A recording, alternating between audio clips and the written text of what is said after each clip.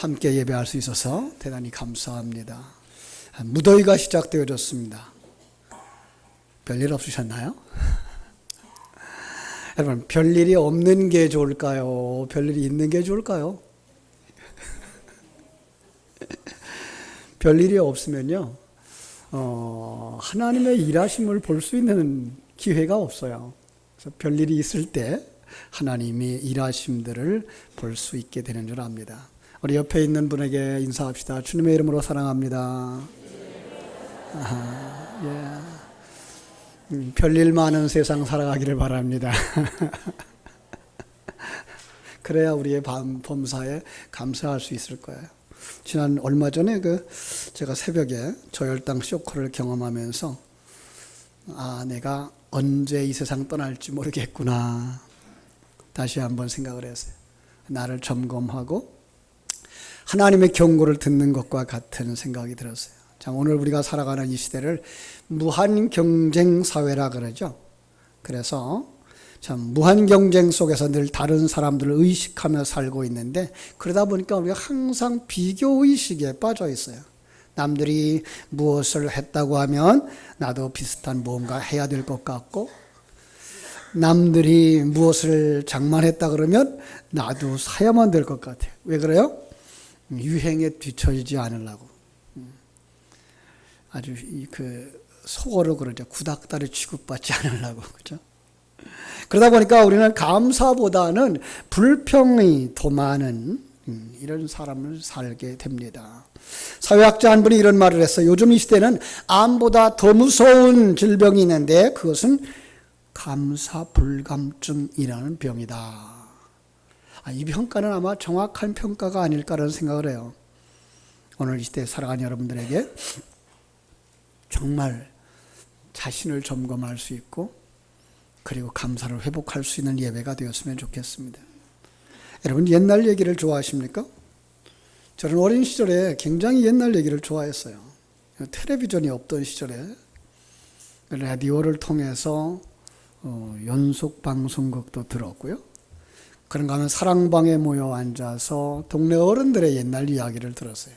때로는 어른들이 일제의 징용 갔던 시대 그 얘기, 또 6.25 전쟁에 참전했던 이야기, 뿐만 아니라 어떤 이야기 속에는 아름다운 교훈들이 들어가 있는 그런 이야기도 들었어요.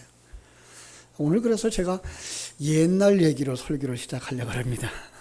옛날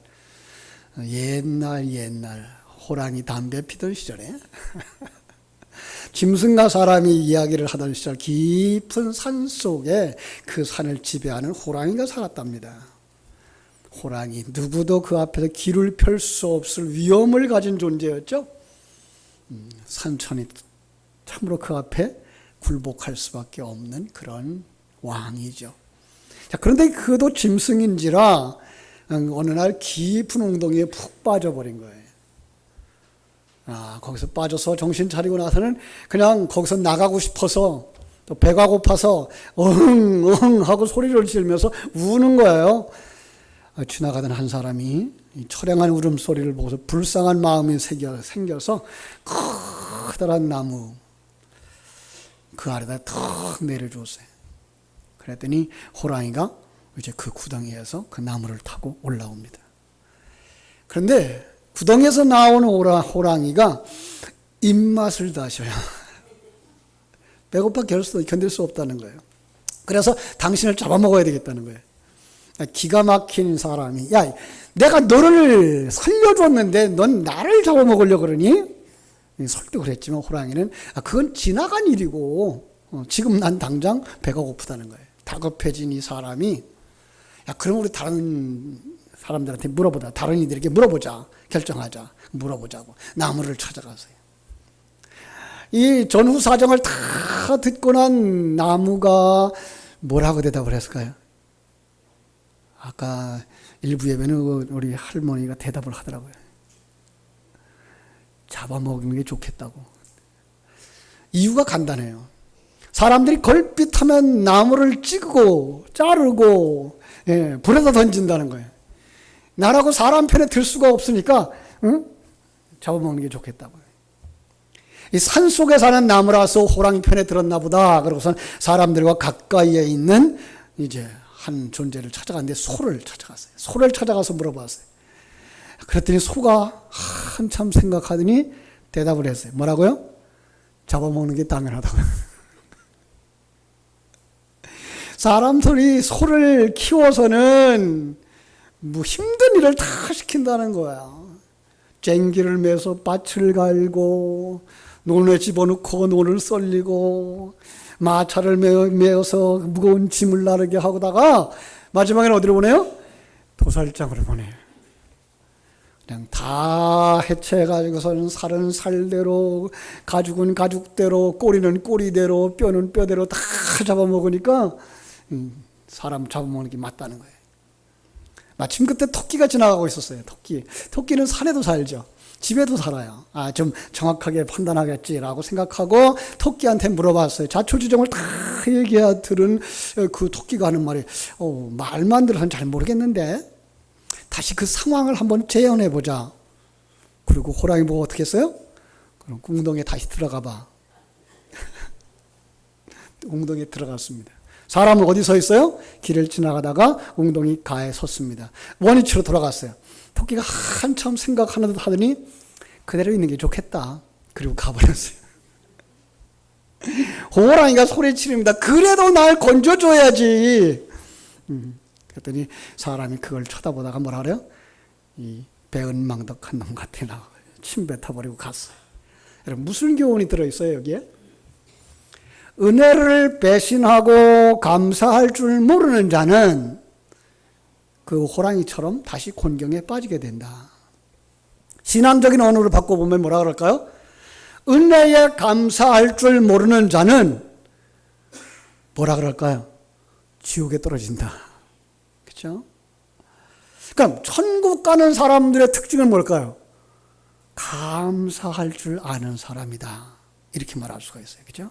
근데 많은 사람들이 이 호랑이처럼 그 은혜를 너무 빨리 잊어버려요. 그리고 감사할 줄 모르고 배은망덕한 사람들을 보게 됩니다. 우리가 구약 성경을 읽으면서 성경에 나오는 이스라엘 백성들이 하나님께서 은혜를 감사하고 하나님께서 그 주신 그 은혜에 대하여 감사하고 찬양하고 기뻐해야 할 그때에 원망하고 불평하는 그 모습을 보면 우리는 어때요? 마음이 아파요. 왜 이 사람들 하나님의 은혜를 잃어버렸을까? 왜 감사하지 못할까? 그런데 돌이켜보면요. 우리가 그러지 않나. 여러분 오늘 우리들은 감사할 조건이 많을까요? 없을까요? 옛날에 비하면 지금 얼마나 풍요로운 삶을 사는지 몰라요. 거리마다 자동차가 넘쳐나요. 날마다 기름진 음식을 먹으면서요. 음식이 얼마나 풍성한지 남아도는 음식물 찌개기가 이 처리를 고민하게 만드는 시대에 살아가고 있어요. 한 조금만 뒤로 돌아가 보세요. 한 반세기 전, 여러분 50이 넘으신 분들은 50년 전쯤만 한번 생각해 보세요. 지금 우리가 그때에 비하면 얼마나 부유하고 얼마나 누리는 것이 많고 얼마나 사는 것이 참 좋아졌는지 우리 어른들은 기억할 겁니다. 이 보릿고개라는 말을 우리 청소년들에게는 생소하게 들릴지 모르지만은 이 보릿고개 대부분의 농민들이 어떤 시절 가을에 추수하고 나면은요 그 농작물로 소작료 내죠. 빚 갚아야죠. 빚에 대한 이자 줘야죠. 이것저것 다 떼고 나면 남은 식량이 얼마 안 돼요. 저도 어린 시절에 농사하는 그 남의 땅을 농사하는 아버지 밑에서 이렇게 컸는데 한 30가마 배를 거두고 나면 15가마를 땅 주인이 가져가 버리죠. 그죠? 안타깝죠. 그죠? 그러고 나면 겨울을 못 나요. 식구는 많죠. 그죠? 겨울 지나고 나면 양식이 다 떨어져요. 아직은 보리를 거둘 때가 안 됐어요. 보리를 거둘 때까지 나온 그 상황이 어때요? 그냥 정말 들에 나가서 쑥을 뜯어다가 먹고, 그죠? 조금 목표로 배를 채웠다 그러죠. 이런 생활이 일제시대에 그랬고요. 6.25 시대에 그랬고요. 지금은 아마 끼니를 때우지 못하는 사람들이 없을 거예요.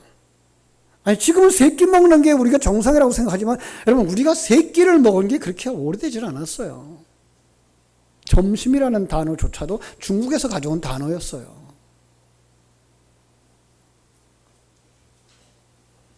우리는 정말 배부르게 먹고 살죠. 우리는 정말 끼니를 때우지 못하는 사람 찾아볼 수 없잖아요. 감자로 끼니를 때우는 사람도 없잖아요. 그죠? 보리를 곱삶아 먹었다 그러죠.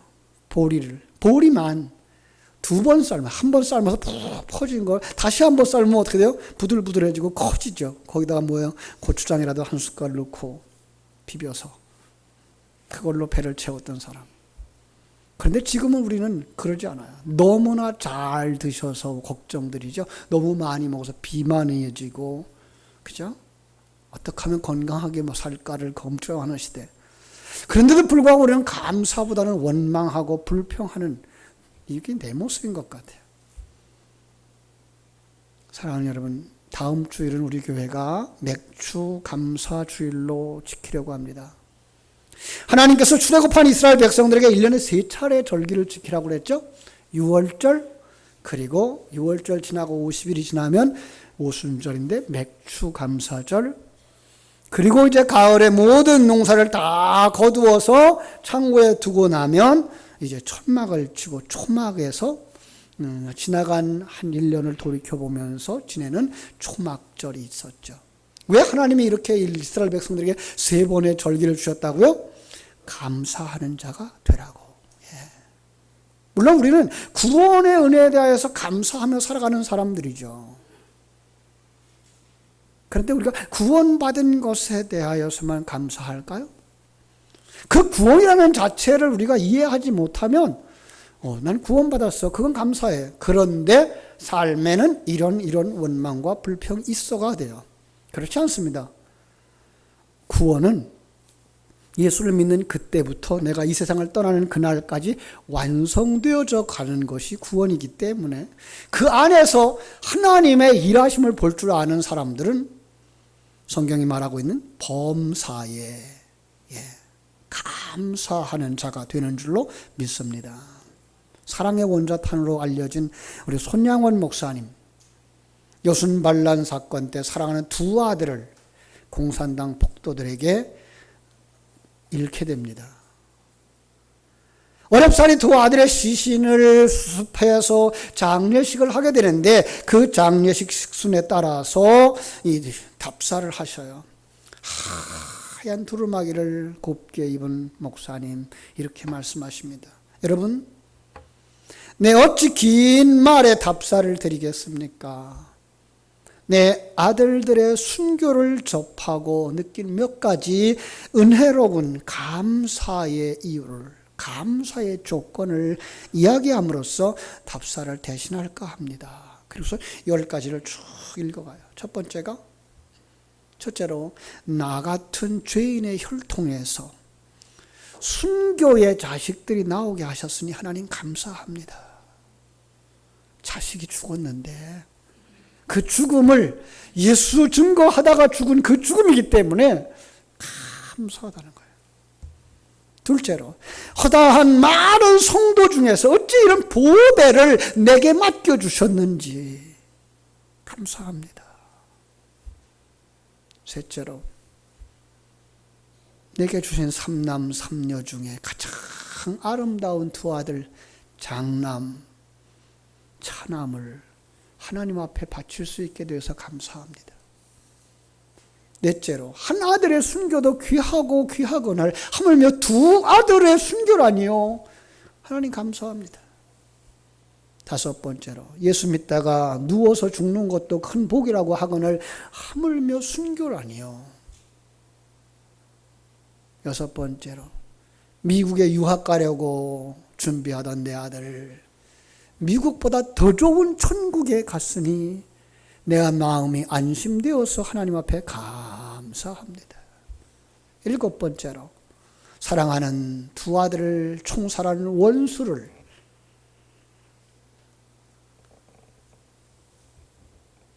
내 아들을 삼고자 하는 사랑의 마음 주신 것을 감사합니다.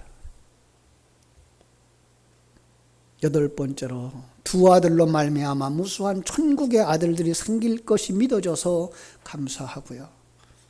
아홉 번째, 이 같은 역경 중에서 이상 8가지 진리와 하나님의 사랑을 찾는 마음, 여유 있는 믿음을 주신 하나님께 감사를 합니다. 마지막으로 10번째죠. 나에게 분수에 넘치는 과분한 큰 복을 주신 하나님께 모든 영광을 돌리며 감사합니다. 그랬습니다. 여러분 어떻습니까? 손영한 목사님의 감사 제목을 들으면서 어떤 생각을 합니까? 세상 사람들의 눈에 볼 때는 도무지 감사할 게 아무것도 없을 것 같은데 그 상황 속에서 감사할 수 있는 이유를 찾아내고 진심으로 감사하는 그 사람, 그가 바로 성도입니다. 그래서 그런 모습을 보고 세상 사람들이 저 사람 우리와 무엇이 달라? 무엇 때문이지? 라고 의구심을 갖게 할 정도의 삶을 보여주는 것이 우리의 믿음의 선배들의 모습이었습니다. 우리 교회에 속한 모든 성도들이 바로 이런 믿음과 이런 신앙의 고백을 할 수 있게 되기를 주님의 이름으로 축원합니다. 오늘 본문에 나오는 사람들의 모습을 보면서 그 속에 정말 감사해야 될 그 사람 어떻게 그걸 잃어버렸을까? 우리 한번 찾아보려고 합니다. 예수님께서 예루살렘으로 가시는 길에 문둥병자들을 10명을 만납니다. 예수님을 보자마자 그들은 예수님에 대한 소문을 들었기 때문에 예수님을 향하여 소리칩니다. 예수님, 우리를 불쌍히 여겨주세요. 예수님, 우리를 긍휼히 여겨주세요. 왜냐하면 당시 문둥병자들은요, 우리나라에서도 그랬지만요, 아주 그 냉혹한 형실이었어요. 그냥 성 밖에 내쳤어요. 사람들 가까이 할 수도 없었어요. 가족들과 만날 수도 없었어요. 사람들 가까이 오면은 돌로 쳐서 때리는, 도망가게 만드는, 피하게 만드는. 그런데 예수님은 이 문둥병자들의 외침을 듣고서는 모른 채 하지 아니하고 발걸음을 멈추시고 말씀하십니다. 가서 제사장들에게 몸을 보이셔. 문둥병자들이 예수님의 이야기를 듣고 곧바로 일어나서 순종하고 제사장들에게 몸을 보이기 위해서 걸어갑니다.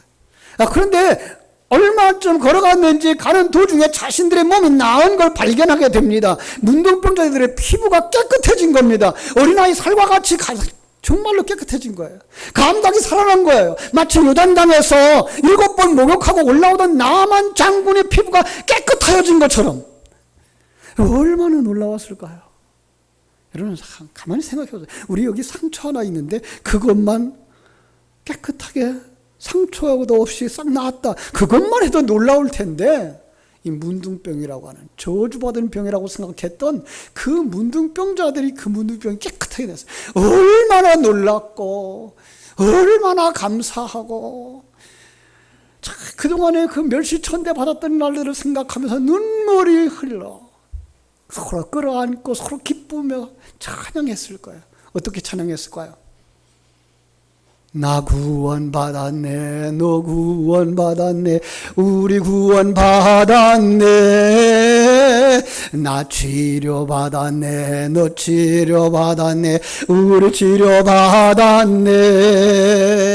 주 말씀하시기에 쇠사슬 끊겼네, 우리 자유 얻었네. 할렐루야. 나 자유 얻었네, 너 자유 얻었네, 우리 자유 얻었네. 할렐루야. 얼마나 좋아했을까요? 얼마나 감격했을까요? 가슴 터지는 것 같은 기쁨이 그들 속에 있었을 거예요. 그런데 놀라운 기적을 경험한 이들이 기뻐하며 찬양하던 중에 이 은혜가 어디서부터 왔는지 그만 잊어버린 거예요. 이게 누구예요? 내 모습이에요, 내 모습. 마치 이스라엘 백성들이 애굽에서 430년 동안 노예 생활하다가 해방이 되어졌어요. 그 홍해를 건널 때에 뒤쫓아오던 그 애굽의 군대들이 수장되어지는 모습을 보고서는요, 모세가 찬양을 합니다. 그 찬양을 따라서 온 백성들이 찬양합니다. 미리암이 소고치고 춤을 춥니다. 모든 사람이 기뻐 춤을 춥니다. 그런데 그 찬양 소리가 귀에서 떠나기도 전에 그 소고치고 춤추던 그 몸이 안정되기도 전에 그들의 마음속에서 불평이 생겨나요. 이게 인간이에요. 이게 웅덩이에서 건져주니까 건져준 사람을 잡아먹겠다고 해도 호랑이 모습이에요. 내 모습은 이렇지 않을까. 그런데 다 그런 거 아니었어요. 다행이죠. 감사하게도 그 속에 한 사람, 이 사람이 예수님 앞에 달려왔어요. 이 사람은요, 이 은혜가, 이 능력이 바로 방금 전 내가 만났던 예수님을 통해서 흘러왔다는 사실을 믿었어요. 그래서 그는 가족들에게 만나서 기쁨 소식을 전하는 것보다는 그것은 나중이고, 제사장들에게 가서 자기 몸을 보여서 나았다고 증명받긴 것도 나중이고, 예수님께로 달려오는 거예요. 그리고 그분께 엎드려 감사하며 모든 영광을 하나님께 돌렸습니다. 공교롭게도 이 사람은 사마리아 사람이었습니다. 평소 사마리아 사람인 유대인들에게 참 고난을 당했어요. 그죠? 멸시천대 당했어요. 거기다 문둥병자였으니 얼마나 더 했겠어요. 그런데 오늘 예수님을 만나고 그분의 능력으로 치유를 경험하고 그는 너무나 기뻤어요. 그동안에 가족에게 전염될까 봐 가족도 만나지 못했고, 사람들한테 가까이 가면 돌에 맞을까 봐 가까이도 못하고, 제대로 먹지 못하고 제대로 잠자지 못했던 그날들의 그 고통들을 다 잃어버리고 이제는 건강한 몸이 되어졌기에 이제는 사람을 만날 수 있어요. 이제는 가족을 만날 수 있어요. 그 감사를 가지고 먼저 예수님께 달려온 거예요. 근데 예수님이 하시는 말씀이, 야, 10명 다 깨끗함 받지 않았니? 나머지 9은 어디 갔니? 예수님은 고침을 받았음에도 불구하고 은혜를 입었음에도 불구하고 감사를 잃어버린 9명을 생각하면서 안타까움을 가지고 계신 거예요. 사랑하는 여러분, 오늘도 우리는 부모님을 안타깝게 하는 자식은 아닌가요? 하나님을 안타깝게 여기게 만드는 사람들은 아닌가요? 스승을 안타깝게 만드는 제자는 아닌가요? 그 자리에서 정말로 부모에게 감사하는 자리로, 스승에게 감사하는 자리로 나아갈 수 있게 되기를 주님의 이름으로 축원합니다. 감사하면서 예수님 앞에 나온 그 한 사람에게 이렇게 말씀하십니다. 일어나 가라, 내 믿음이 너를 구원하였느니라. 할렐루야. 감사하는 것이 뭐라고요? 천국 백성의 특징 가운데 첫 번째 되는 특징이라고요. 왜 그래요? 그는 보는 거예요. 하나님의 일하심을 보는 거예요. 하나님이 나와 함께 하심을 보는 거예요. 천국문이 열려진 것을 보는 거예요. 나를 이 환경과 이 사건을 통해 만들어 가시는 하나님의 손길을 느끼는 거예요. 그러니 합력하여 서로를 이루신다고 하신 하나님의 그 말씀이나 범사에 감사하신 그 말씀이 내 마음속에 깊은 곳에서 싹이 나게 되는 거예요. 자라나게 되는 거예요. 꽃 피우게 되는 거예요. 그 사람의 마음속에 무엇이 있다고요? 감사가 있는 거예요.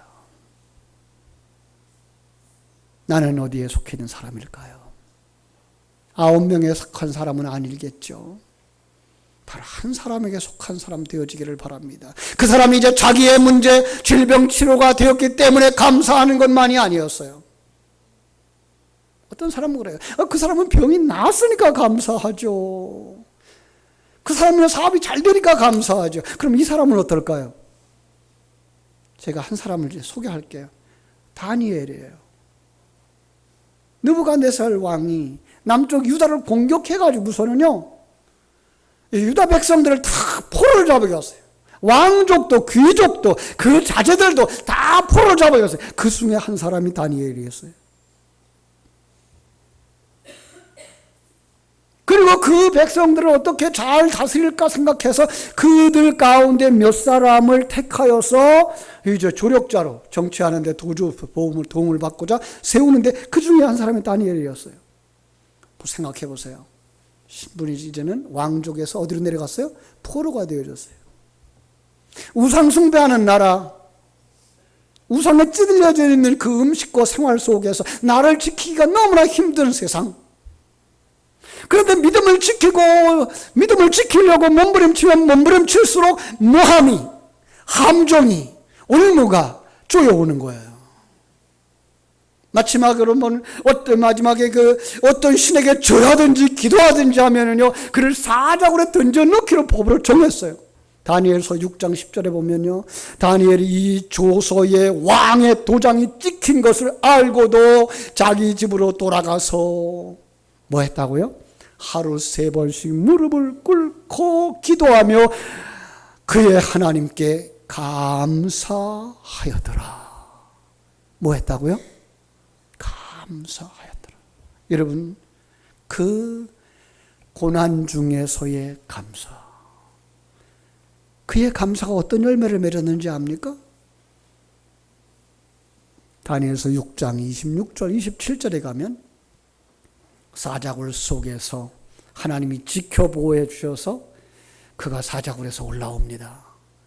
사자굴에서 올라온 다음에 느부갓네살 왕이 이 나라에 조서를 내립니다. 내가 이제 조서를 내리노라.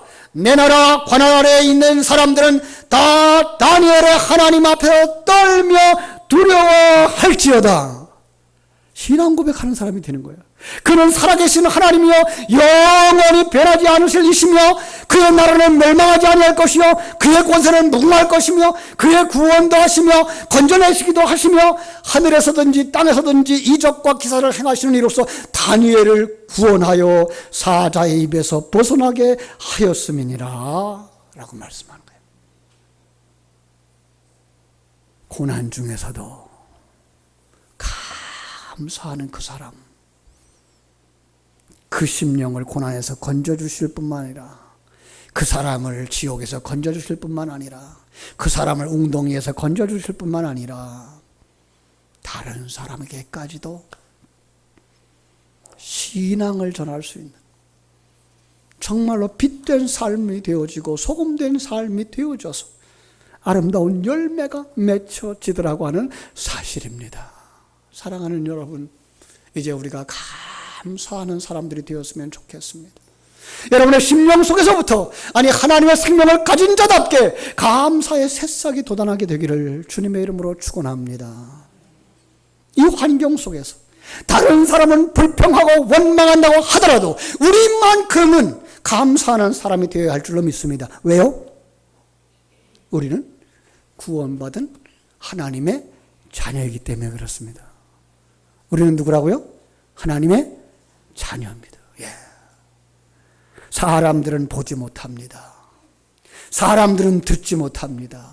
사람들은 느끼지 못합니다. 그러나 거듭난 하나님의 자녀들은 봅니다. 듣습니다. 느낍니다. 그리고 그걸 소망하면서 살아가는 사람인 줄로 믿습니다. 하나님을 보는 것입니다. 천국을 보는 것입니다. 임마누엘을 느끼는 것입니다. 그리고 재창조하시는 하나님의 손길을 느끼는 것입니다. 그게 성도입니다. 그게 거듭난 사람입니다. 그가 천국 백성입니다. 하나님의 일하심을 보고 느끼고 그 하나님의 완성을 바라보면서 인내하는 사람이 되어지는 것입니다. 그 사람은요, 삶의 모든 정황 속에서 감사하게 될 줄로 믿습니다. 바울 사도는 우리에게 이렇게 말합니다. 항상 기뻐하십시오. 범사에 감사하십시오. 여러분, 이것이 성도의 특징입니다. 자, 우리 한번 지나간 날들을 돌이켜 보겠습니다. 우리 다 같이 한번 눈을 감아 보시기 바랍니다. 그리고 금년도 한 해 동안 6개월 동안 살아온 지난 날들을 돌이켜보면서 그 속에서 감사하고 좋았던 일 5가지만 기억해 보십시다.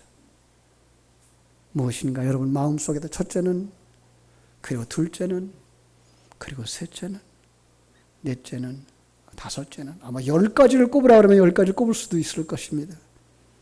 더 많을 수도 있을 것입니다. 정말 하나님이 내게 주신 모든 것에 대해서 감사하십시오.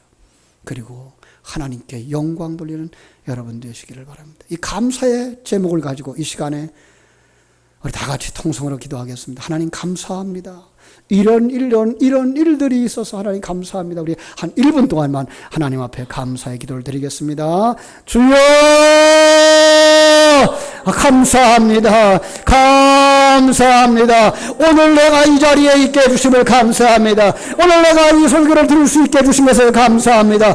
오늘 나 자신을 돌이켜보면서 감사의 조건을 찾을 수 있게 해주신 것 감사합니다. 사랑하는 형제들을 주신 것을 감사합니다. 아버지 하나님이여 사랑하는 자녀들을 주신 것을 감사합니다. 오늘까지 아버지 하나님이여 참으로 먹고 마시고 살아올 수 있게 해주신 것을 감사합니다. 아버지 모든 것을 합력하여 설명해주시는 하나님의 일하심을 보고 깨달아 알게 됨을 감사합니다. 아버지여 이 시간 당신의 사랑하는 귀한 여러분 속에 감사가 넘쳐나게 하여 주시옵소서. 아버지 하나님이여 감사하는 심령들 속에 한량없는 은혜가 넘쳐나게 하여 주시옵시고 기쁨을 꽃피게 하여 주시옵소서. 감사가 꽃피게 하여 주시옵소서. 다른 사람에게도 이 감사의 아름다운 열매가 맺혀지도록